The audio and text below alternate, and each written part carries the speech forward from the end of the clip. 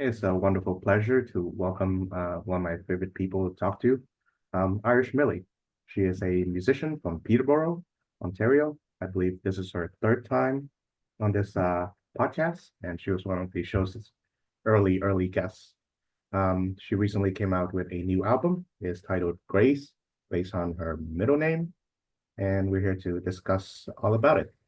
Millie, welcome to the show. How are you? Good, how are you, Chung? It's really great to be here. Yeah, I'm doing very well, and it's great to have your presence on this program once again as well. It's really great to be here. I'm really excited.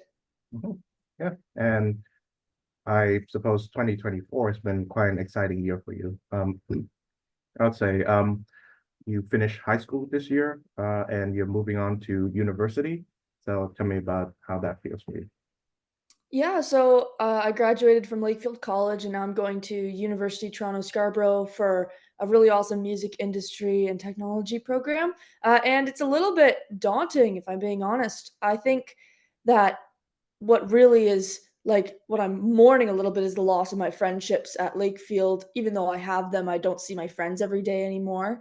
And so it's a little bit weird to not be going back for September to high school, but it's really exciting. I actually move in like 12 days to Toronto. Mm. So I'm really, really excited for that. I'm a little bit nervous, but I mean, nerves are always a good thing, I think. And I'm really excited for the next chapter of my life.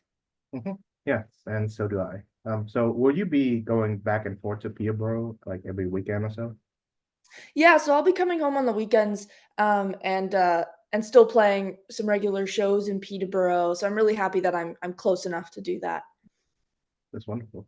Yeah. And I should also mention that you were nominated for the Canadian Folk Music Award for the third time in a row, and that must be quite an exciting event for you. Yeah, it was amazing. We went to Newfoundland. I've never been before, so it was my first time going, and I was there for a week. I met a lot of amazing people. The awards were just incredible. Got to play with different artists, some of my idols actually, and yeah, it was just an all around amazing experience, and it was really a big honor to be nominated up next to Mia Kelly, who won Mhm. in the category I was in, and I was just so honored to be up with her, such an incredible artist. There you go. So you got to meet your fellow nominees. I suppose. Yes. Nice. And so you also got to perform at the Roller Bay Fiddle Festival and the Peterborough Folk Music Festival. The second one is more recent. So tell me about those experiences. Yeah, so Rolo Bay happened third weekend of July, and we actually flew from BC because we were in Victoria on tour for the month of July, and then we flew to Prince Edward Island to the Rolo Bay Fiddle Fest, which was just fantastic. We had beautiful weather. I got to play with my band, The Receivers, but I also played by myself on the Sunday, and a lot of late nights jamming in the tune room, a lot of dancing, some great music and some really awesome connections for me. I really enjoy that one. It brings the community together. It's so lovely. And then I came home and I actually went to Red Rock before Peterborough Folk Fest, so up by Thunder Bay, and we played a couple places. One of them was Rock Island Lodge, and I believe I forgetting right now where that was, but then we went to Red Rock and we played the Red Rock Folk Festival. So it's called Live from the Rock. And I got to play a couple workshops with some really great bands, Medusa and one called the Fiddlesticks, which was with a bunch of really incredible fiddlers. So that was super super awesome. I got to play one of my own shows, and I had a lot of fun. Made a lot of new connections. I've never been there either. And then when I got back, I had one more festival. So Peterborough Folk Fest just passed this past weekend. It was incredible. I went and I ended up playing a couple times. There was a few rainy spots in there, but a little rain doesn't hurt, and we had a lot of fun. I got to see a lot of people I know and reconnect with some artists who come in from away, and yeah, the Greg Keeler concert on the last night was just amazing. I really enjoyed that. Got to go to Jethro's after and play with a really awesome Cape Breton band called Pretty Archie, and we kind of closed off an after party with that, and it was just wonderful. Mhm. Yeah. So you mentioned the band Receivers with Willow and Fern Morwood. Yeah, last time you were on the show, they were on the show too as a trio. So I'm sure you guys are still keeping in touch. And so outside of music, do you guys have any other shared interests? Yeah, outside of music, I think the Receivers and I, we, like, love traveling. Um, so I guess that goes hand in hand with music, but we love the East Coast. We go on a lot of, I say little adventures together.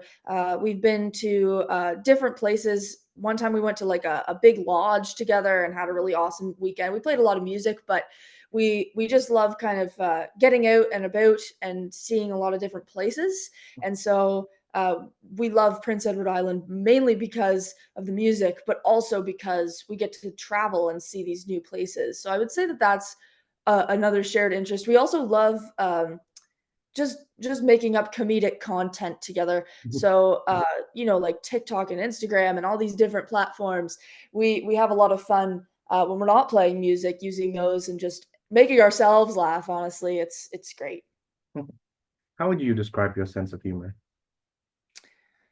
I think that my sense of humor now is it's pretty like I would say I'm pretty dry maybe, but I'm not really sure. I sometimes I like things that are really just kind of like crazy things to laugh at, I think. But I don't know how you would describe that, but I think that sometimes I just like a good laugh. And so I'll just laugh and yeah, like yeah. Mhm. Do you incorporate a bit of your comedy, a bit of comedy and your sense of humor into your performances? Yes, yes, I do. I love the stage persona Irish Millie because like when I'm Irish Millie, I get to kind of just be myself and I don't have to be like me off the stage. I get to have this stage kind of vibe and use comedy as a way to engage an audience, make people laugh, and then tie stories closer to the music through that kind of like comedic banter that I have, especially with Murray, when we kind of have that little banter going on. People seem to really become attached to that, and it really draws people into the music as well. Mhm. Yeah, and speaking of Murray, which is your dad, he is an essential part of every Irish Millie performance. And yeah, I believe the first time that I met you on this program, you were accompanied by your dad as well, and he seems to be a quite the awesome fella. So yeah, He so is. to what extent Yeah, did he help you with producing the album, Grace? okay, so yeah, so I produced it with Tyler Martin in Peterborough, Mhm. and we kind of made arrangements. We did all these things, and Murray came in and recorded his parts. But I would say Murray would throw in the odd like suggestion for the production of the record, but he wasn't actually a producer on it. He mainly just he played, and he really likes staying back from producing. Honestly, he loves just kind of being a part of it where he can be, and loves watching the process come together. Yeah. And of course, releasing your sophomore album must be very exciting. And so, as of today, how would you assess the reception of the album thus far? So yeah, like Grace releasing it was super exciting. I released it in BC with Gregory Pastic at Sound Art Mastering, which was really cool. I got to see his mastering studio, and then we released it from there. And I would say in the last like however long it's been released for, not even a month yet, but it's been greatly received. I have a lot of traction on Bandcamp right now because we originally first released it on Bandcamp, and then now that it's out on all streaming platforms, I can look at my streams, and every day they seem to be going up in really high amounts. So I think that people are really enjoying this new kind of style that I'm displaying of my music. I'm really excited to see what happens in the next little while with it. But I do know right now that "So Gone," the singing track, is the highest listened to currently. Mhm. That's wonderful. Yeah, and yeah, you mentioned releasing the album on Bandcamp first, before releasing it on streaming, and I acquired the record through Bandcamp, at least the digital version.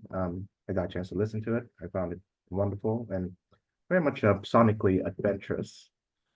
So yeah, tell me about the sonic adventures that the album, the production of it led you to. Yeah, so first of all, we had to decide an order of these tunes, and from the beginning, we had a lot more tunes than we actually ended up putting on the record. So we had probably 9, and then now it's 7. So we took away a few, and it all really happened over the 2-year period. What happened was I moved around playing different tunes, and then I figured out what I didn't play anymore, and so we kind of cut those, and we focused on the ones that I still do play. And so for each tune, we basically wanted to capture kind of a different vibe so that it wasn't like you were listening to the same thing over and over again, but it still felt like one whole unit, one album, basically, which is really difficult to capture. And I really enjoyed working with Tyler Martin on this because he totally just like embodied what I wanted to hear in the record. We ended up having the title track be Big Red because it kind of pulls you in, and then the last track be Nonsense, which kind of like exits out a little bit, but it makes you want to go back and listen again. There's quite an art to the way that you order music. And then actually producing the record was incredibly awesome. We basically spent, I would say, like easily like 30 days, full days, and Tyler Martin would have spent a lot more in that studio, hours and hours and hours and hours, hundreds of hours just producing it.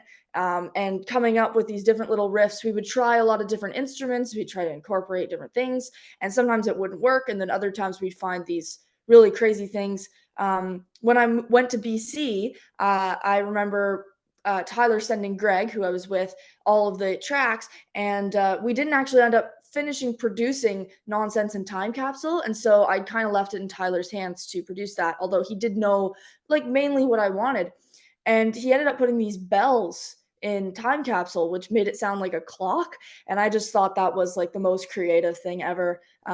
So all in all, producing that was just like an incredible experience, huge adventure for me, and getting to make everything my own, just like however I wanted it to. It's really incredible being in a studio when you've grown up hearing other recording artists, and you think that's what I would do with the song, and then you go into like a studio with Tyler and he says, what do you want to do with the song? So you kind of get to pick everything, and it's a little daunting, but it's honestly a really awesome experience. Mhm.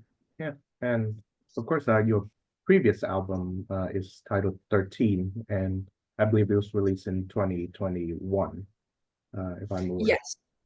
Yes. And I remember acquiring a CD version of it, and you personally signed it for me, which I'm very much appreciative of. That is that is a wonderful album, but it is a different sounding album from this one. So, how would you chart the evolution from 13 to Grace? Yeah, of course. So 13 was recorded live off the floor, and it was my first album, and we were actually approached by Gregory Pastic, the guy who now lives in Duncan, British Columbia, and he said, I wanna get back to recording. Would you want to do an album with me? And I was like, sure, because honestly, I don't think if he approached me, I would have gotten to recording an album so young as I was.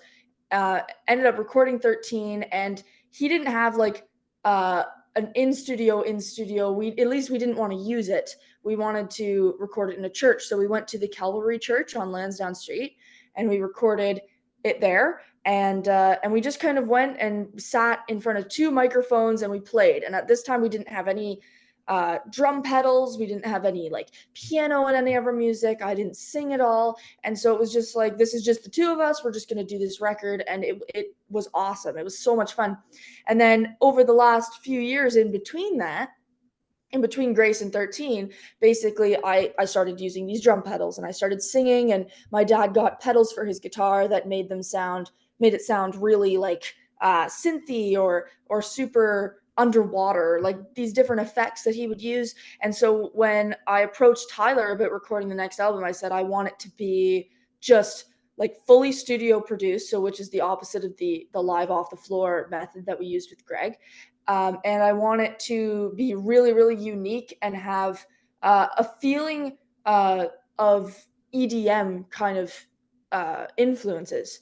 And so we had to explore kind of what that meant and for each track, because I know that Big Red has a lot of rock and roll in it as opposed to this EDM kind of vibe, but we always kept the backbone of this is like party folk is the genre that we described it. And so I think that the evolution of that kind of was credited to my addition of my drums and all the different pedals I use and the vocal tracks that I've now written. And I think it just made me want to see something more. But I also have to credit it to meeting a lot of amazing bands who kind of influenced my style, like the East Pointers, Chrissy Crowley, In Echo, all of these different folk bands. When I would hear them play, even just live, Talisk is another incredible one. When I would hear them play live, I would hear these really awesome things. And so I wanted to do that. So I would get drum pedals or I would get these different things. And it took a really long time for me to actually learn how to use them properly and do all these things. And then by the time it was time to record Grace, I would listen to their tracks and I was like using them as reference tracks because they're just so amazing, and obviously not copying ideas, but saying this sound is really cool. This is kind of like the one of the inspirational pieces that I'm using, a little bit like when a visual artist would use like an inspirational photo before painting something. Yeah. Mhm. Yeah, and I'm glad you mentioned Calvary Church in Lansdowne because in my first year of studying at Trent, I attended services there quite regularly. It's a pretty big space, and I knew a few nursing students in the university who, asked me to go with them. And I wouldn't call myself a believer at that time, but it sort of opened me up to the possibility of being a Christian. And some 3 years later, I I was serious, but I later converted to Catholicism, which is not the denomination of Calvary, but nevertheless, it was an experience that I still remember fondly to this day. Yeah. So I like to mention too that your photo appears in both of the album cover art. In 13, you appeared alongside your dad, but and Grace is just yourself. So Yeah. tell me about the artwork designed for Grace, both the cover art and the packaging for the potential CD. Yeah. So that photo on the front of the Grace cover was taken by Harrison Perkins, and we kind of just went out and did a little photo shoot, had some fun, and he sent them to me, and then I kind of saw this vision. I was like, all right, this is me standing in the middle of the road. It was really close to the old mill in Peterborough, and I was like, I really want this to be the cover art. And Murray didn't really want to kind of like interfere with that, I guess, although he wouldn't have been, but he didn't end up like coming to the photo shoot, so I wanted to use that photo.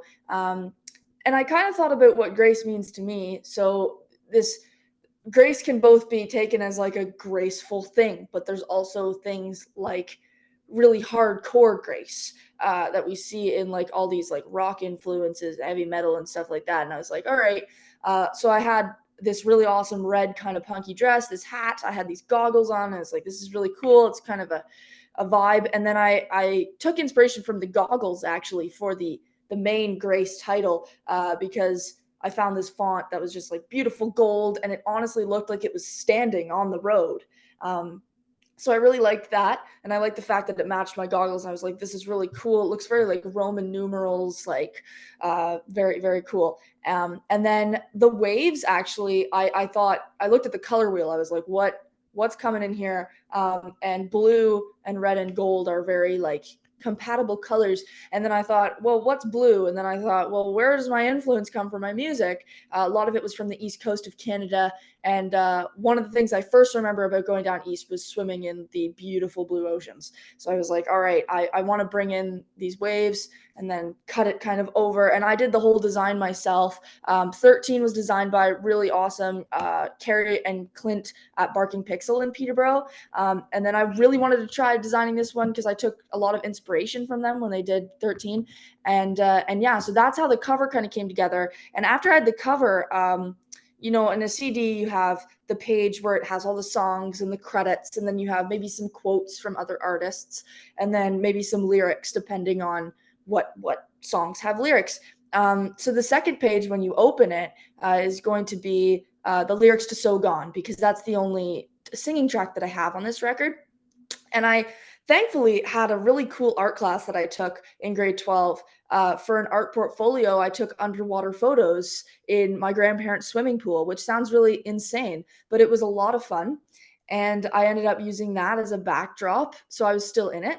And then the next photo after that is a photo of me close up with the goggles and the hat on, and it has these little newspaper chunks of these quotes that I've gotten from some really amazing people. So I was really lucky to get quotes from Shane Cook from London, Ontario, the East Pointers, so Jake and Tim, and Alex Monahan from Folk World Magazine, and then Natalie McMaster and Donnell Leahy gave me a quote as well. And so I was like, I need to put these in the jacket of the CD, and when we print records, it will be really cool to have too. So I put that there, and then on the back, I have kind of this like Gaelic design in gold, with like this ivory background and all of the tracks and the credits at the bottom. What I really, really like about it is that when I sell the CD, people can see the tunes on the back. So that'll be great.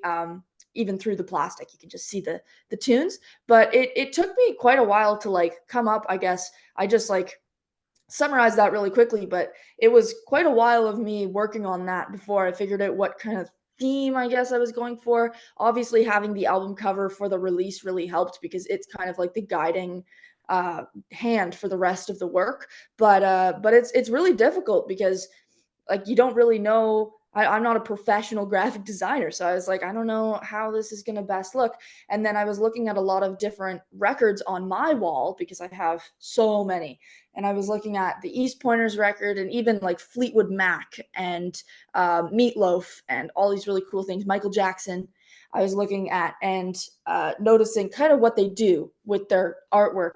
Um, and then somebody said something really amazing to me, that people will sometimes buy a record or not necessarily a CD, but like an actual vinyl, because the artwork is so awesome. And they want to listen to the vinyl, but they also love having that artwork. And so I really wanted to make the artwork and it really mint so that people could actually use it as artwork, on top of the music, kind of have like this duo play. But that's kind of how that came together, I guess.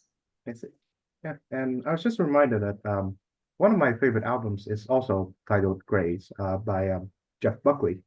That's where Oh, the cover of the Leonard Cohen song Hallelujah appears. It's his only studio album release before his tragic passing, but it is one of the greatest albums that I've ever heard, if not of all time. very cool. Mhm. And I sense that I suppose based on the song "So Gone," which is the only song where you sing in it, that it's a personal album in some way.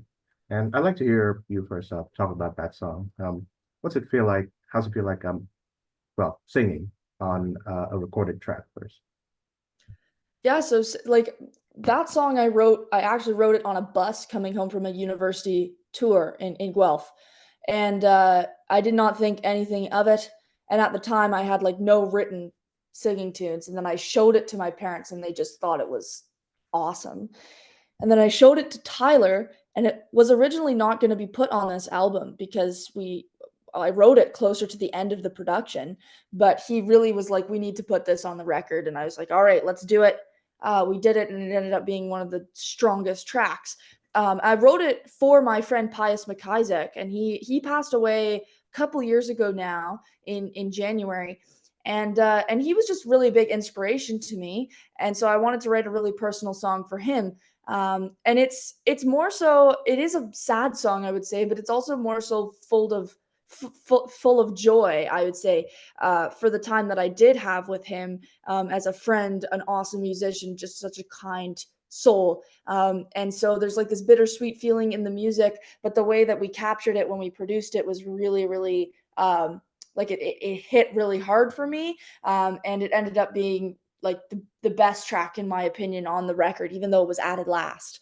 Um, Yeah, like, writing that honestly was really, really easy, because pious means so much to me that it's like the words just kind of fell into place, and it ended up being, really meaningful, and I love singing it, I love having it on this record, I'm really glad we put it on this record. We were thinking of putting Ghosts, on the record as well as kind of like a hidden track, but I decided against it because I wanted that to have its own moment as the single, and then I also wanted So Gone to have its own moment because it means a lot to me to have that track on the record. Mhm. Yeah. Well, I haven't had the honor of meeting Kais and Kaiser, but I'm sure he was a great guy. Oh, he was amazing. Mhm. Yeah, and you mentioned the song Ghost too, which you also sang on that one, and it was written in dedication to your brother John. So tell me Yes. more about how he inspires you. Yeah, so I guess like, ever since I've been really, really little, John's had a pretty big influence on me. Being almost 2 years older, I've always like followed what he's done. I look up to him. I respect him so much, and he's such an amazing brother. Taught me a lot of things about life. Some hard things to learn, some really great things, and I've had a lot of really awesome memories with him, especially when traveling. And then just writing this tune happened when he moved to Toronto, which is I'm actually moving there, so I'm reuniting with him, I guess. But when he moved, I got really upset and sad because I felt like an only child, and it's been really weird not having him around because he's just always been there for everything, for advice, for just like a hug or anything. And so I wrote the track, and I think that his influence on that was just being in my life, like this constant thing that that never really left, and was always there for anything, even stuff I couldn't talk to like my parents about. And so I really I think that he influenced my music because of his impact that he's had on my life. That's wonderful. And yeah, I haven't had a chance to meet John either, but I hope to meet him at some point. Yeah. Yeah, send him my best regards and also I to will. the rest of his family as well. Um, yeah, I believe you relayed a story about how you met your producer, Tyler Martin, sometime before we started recording, and it, it's an amazing story. So I like to ask you to tell it again on this podcast. So Tyler Martin, I met through somebody, but I think you might be talking about Oh yes, Gregory yes. Astic. I met him at the Peterborough Farmers Market. We were playing in the Morrow building because it was the winter time, and he approached me. He was just walking by, and he came up to me in between my songs. And at the time, I was just playing fiddle. I was really small. I was just a little kid playing fiddle. Murray was playing guitar. We didn't even have any drums or anything. And he said, "You guys are really awesome." And I was like, "Oh, thank you so much. It's really kind of you to say." And he said, he retired from actually producing music, but he said, "I really want to get back into it. So I would love it to record a record of you, like an album." And we got his contact. And I remember going home and being like, "Mom, like, we're going to record an album. Like, this is crazy." I was 12 at the time. And she's like, "All right, well, let's respond to him." So I responded, and we started planning dates, and then I made really, really good friends with him through that process of recording 13. But the way I met him was really awesome because the first gig I ever had was at the Peterborough Farmers Market, and that's where I met this awesome mastering engineer, producer, mixer, and he set my career off in a direction that was up, as opposed to me just kind of continuing to play around. I probably wouldn't have been recording as soon, and so I'm really grateful to have met him then. Yeah, yeah, that's awesome. That's amazing. And of course, the resulting album 13 is just phenomenal. Well, thank you. Yeah, I love it. It's awesome. And of course, compared to 13, Grace has a lot more in terms of musical influence. You know, again, like I've mentioned, it's a very sonically adventurous um, record, and you have you seem to explore more genres than just Celtic traditional music. Um, I one thing that I also like to mention is that a staple of your live performances is you singing the Frank Zappa song directly Yes. from my heart to you. So, Yeah. tell me about how that song appeals to you. Yeah, so I originally was introduced to that the first time I played at the Black Horse. I was also 12. So this was in around when I met Greg. And this gentleman just said, "You need to learn this tune. And if you learn it and you play it the next time you come to the pub, I'll tip you 20 bucks." I was like, "All right." And I went home and I learned it the night before I had my next gig because they had me playing a couple times a week. They could only have instrumental artists. And I had to actually get permission to just sing, even though it's not very much singing in the tune. I had to get permission to sing this track from the owners of the pub. And uh, and yeah, and then we came back and we played it, and then we played it more. And I thought I would never play it again because I've had a lot of people suggest songs. I've learned them for the event, and then I don't play them ever again. But I kept playing this, and now it's like now that I have these pedals that I have going, and Murray has his awesome guitar kind of board. Um, it's really cool to play, and it's a really awesome track to add into the music because it allows for diversity and variety in what you're playing. And I don't think people expect to be like, "Oh, Frank Zappa, like what?" Like that's kind of interesting, and then people kind of grabs people's attention. But even when making set lists, looking at what you want to do, you look at how much. I don't want to play the same kind of song beside each other. I need to have like sandwiched tunes. And at this point, I'm sandwiching singing songs so that I can go back and forth. But what I usually do is I will add that one in when I find that it's getting a little bit too mellow or a little bit too just fast reels folky. I add that in. Same thing happens with Big Red because it's so like the rock influence in it is awesome that I'll put that in, sandwich it in between some Celtic tunes that maybe sound a little bit too like of the same vibe because you want to give people generally a variety of tunes. And so that one's always come in handy for that, if I'm being honest. It's a great tune. And I don't even play the whole thing when I play it because the actual track itself is like 7 minutes. And I only do the first little bit of it. So I really want to explore that that the next 5 minutes of that track. Mhm. Yeah. So since you perform live quite frequently, how do you cultivate your stage presence? Yeah, so I guess Irish Millie has kind of come together from a lot of different influences, mainly the people around me telling me what works and what doesn't work, but also just I think I've had it in me to just be Irish Millie when I'm on a stage. And a lot of things that I was exposed to when I was younger, travel, culture, dance, Celtic music in general, and then seeing these other people. I also used to love watching comedians throughout COVID. I was like this adamant comedian watcher and learning a lot of different things and acting too. Not necessarily acting because like it's not how I was feeling, but learning how to take a persona and kind of run with it, like head on into an audience. And so before I go on a stage, honestly, I don't do very much.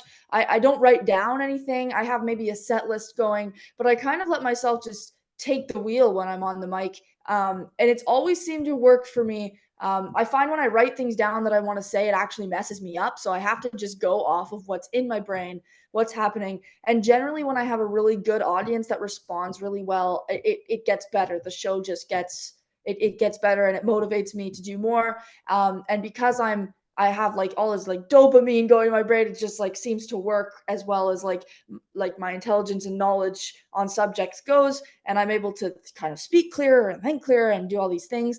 But the evolution of that just came from me both watching amazing comedy and just acting, but also making like short films when I was really little as a kid because I just loved it. I loved making little movies, and so that's kind of where that came from. Yeah. So of course I've had a chance when I was living in Peterborough to attend quite a few of your sets. Some of them I think they typically last about like 3 hours. I don't know if you are Yeah. doing it for longer and shorter, but it's quite amazing that you've been able to keep doing that for that long in the frequency that you're doing it. Yeah, no, like the Black Horse was I'd say my first big gig after the Peterborough Farmers Market, and I love playing there. It's just the environment's amazing. Everybody's so friendly, and that length of set is actually perfect because people kind of get comfortable enough, and you can tell your stories. You can kind of give them the full story, as opposed to like an hour long set. You just kind of get a taste of what you're listening to. But I love those gigs, those 3 hour gigs, especially at the pub, the Black Horse, because I get to just like share my whole self with people. And of course, everyone loved it. Well, I'm glad. That's the hope. Yeah, and yeah, speaking of comedy, yeah, I suppose I would like to direct you to one of my favorites, Andy Kaufman. He Yeah. was really well known in the 70s, and yeah, you've probably heard of him. He's very wonderful. Well, I'll have to do some more. So looking at Andy Kaufman. Yeah, I believe he was portrayed by Jim Carrey in a 1999 movie, Man on the Moon, and Yeah. yeah, Carrey did a pretty well well done performance of the man as well. Yeah. Yeah, and of course, it's pretty apt because we started this show a few questions ago regarding humor, what you find funny. So is what you find funny on these comedy shows something that you would like to apply in your, you know, in your life, either in real life or in on stage? Yeah, so generally what I look for is facial expression when I watch these things, not necessarily pulling actual jokes from it, because I find that I come up with them, especially having Murray there to kind of banter with. I kind of come up with them on the spot. I never really plan anything, but I do look at how people use their dialect and how they talk with other people, and that really influences what I do. And I do hope to apply that honestly to like apply that in life. I would say I'm a pretty witty person, especially when I'm around people I'm really comfortable with. I can be really pretty witty, and then when I'm on stage, that is the whole goal is to have that come out there. Yeah, yeah. One thing I find about humor too is that of course is how subjective it is. It's and also as a comedian or as someone who tells jokes, so even casually, you kind of have to read the crowd. You know, there are certain jokes that I think it's best to leave to another crowd than to say the one that Yeah, you're friendly with. yeah, yeah. So it's always about that, like, what's the feel that you get, and it's the same with music. Like, do you feel like you should play something super upbeat right now, or maybe not? And it depends on the gig. Mhm. Yeah. So how do you find encouragement in continuing to do things that you do?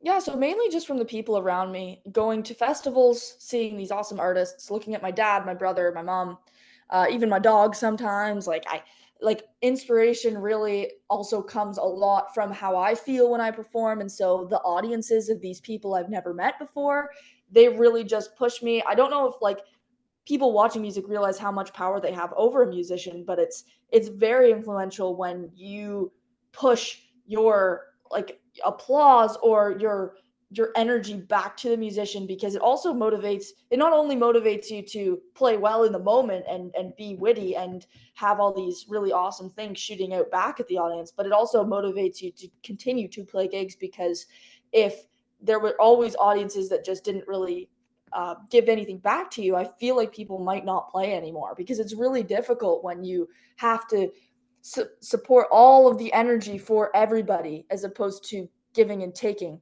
between an audience. Yeah. One of the things I've been doing like pretty frequently recently is watching pro wrestling. So WWE, for example. I find that Yeah.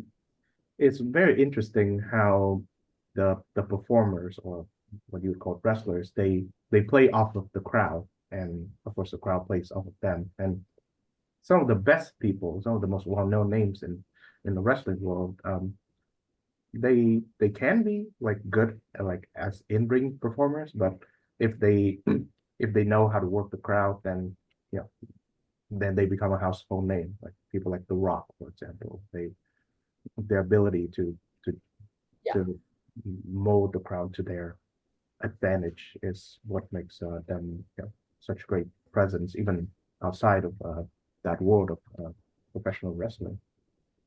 I totally agree. Yeah, and yeah, you mentioned watching a lot of acting too, to I guess to inspire your stage presence. So I suppose without mentioning the names of the actors, what kind of acting do you prefer? Like what do you find to be most resonating? I find I go generally towards the extremes. The extreme um, on the comedy side, very witty. I really enjoy watching Canadian comedy because it's very different from the laugh track American comedy, and Mhm. it gives me a lot of inspiration there. But also, I love watching um, just incredible moments of emotion from actors, and that's like more of like a like I guess an art form to me as well is just seeing those people and how well they can act in specific situations and how much it pulls on your heartstrings. So I say I would go towards like the ends of the extremes, like the really comedic, really witty. This Canadian comedy is like my favorite, and then also the really like heart wrenching, super difficult things that you would have to act out without maybe even experiencing those things, and it's really inspiring. Mhm. Yeah. One thing about I suppose the Oscars that I find to be quite disquieting is that they don't feature comic actors enough. Like they always nominate the one with the most dramatic range, but they rarely, if not ever, nominate anyone with like a good comedic range. I would say Peter Yes. Sellers is a really good comedian, and he was nominated once. But yeah, Yes. and since you mentioned Canadian comedy, I suppose if you haven't watched it already, SCTV is really great. It's basically Saturday Night Live Canadian edition, and many of them Awesome. make it into, I think, SNL too, like with John Candy or Gene Levy. They made it, Yeah. and Yeah. of course, Gene yeah. Levy, I like Gene Levy's like my favorite Mhm. actor ever. Yeah, I'll I'll say John Candy ranks as one of my favorites too. And yeah, I've only seen Gene Levy in those American Pie movies, and that was like that was a movie that I think turned me from a boy to a man, to put it in the most concise way possible. But yeah, Yes. but yeah, I love John Candy. He's a brilliant talent.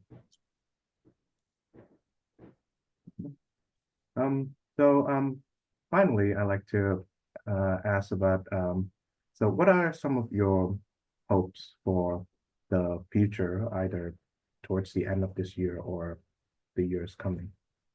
Yeah, so I like one of my biggest hopes I would say is to continue playing gigs even though I'm moving away from home. Continue playing with Murray because I'm close enough. I really want to keep that going, but I also really want to have a really big step in my career. I am hoping like Grace, this album is gonna kind of boost that a little bit. And yeah, honestly, I want to continue where I am for now because I'm feeling really good about where I am and really comfortable and really happy. And I feel like there's a lot of opportunities that are being thrown my way. So I think I'm just gonna wait and see where the adventure takes me. Mhm. That's a wonderful note to end on. It was great seeing you, Irish Millie. Thank you so much for having me, Chung. This has been awesome. Yeah, likewise.